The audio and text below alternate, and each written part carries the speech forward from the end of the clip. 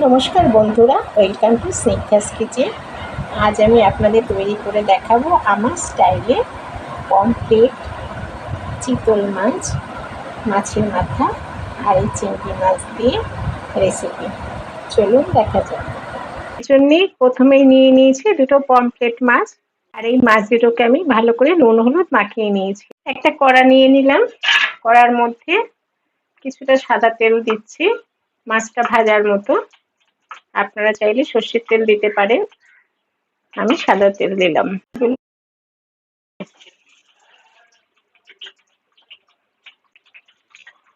গ্যাসটা কমান। আর এই পমফ্রেট মাছের জন্য মশলা নিয়েছি আমি 1 চামচ কালো সর্ষে, 1 চামচ চারমগজ, একটা টমেটো আর একটা কাঁচা লঙ্কা। এগুলো আমি মিক্সির বাটিতে একসঙ্গে। পমফ্রেট মাছ দুটো কড়ার মধ্যে একটু সাদা তেল দিচ্ছি, 1 চামচ মতো সাদা তেল, লঙ্কাগুলো দিয়ে দিচ্ছি।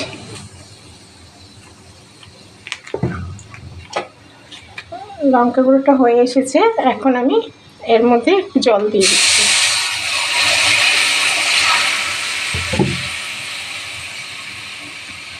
আর এই জলের মধ্যে পরিমাণ মতো একটু নুন দিয়ে দিলাম, হলুদ দিলাম পরিমাণ মতো, হলুদ দিয়ে একটু নেড়ে দিচ্ছি।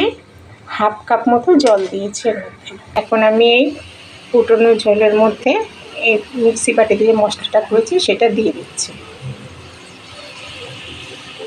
সর্ষে, চারমগজ আর কাঁচা লঙ্কা দিয়ে পরে আমি এই মাছগুলো এবারে এই ঝোলের মধ্যে দিয়ে দিচ্ছি।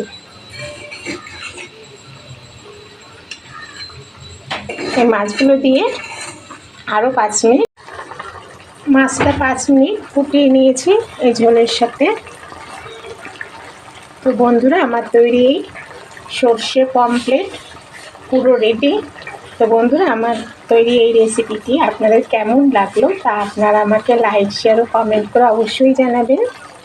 আর আমার রেসিপি যদি আপনাদের ভালো লেগে থাকে আমার চ্যানেলটিকে সাবস্ক্রাইব করবেন আর পাশে থাকা বেল আইকনটিকে ক্লিক করবেন। তো চলি বন্ধুরা, আপনাদের সঙ্গে আবার দেখা হবে সুন্দর কোনো রেসিপি নিয়ে।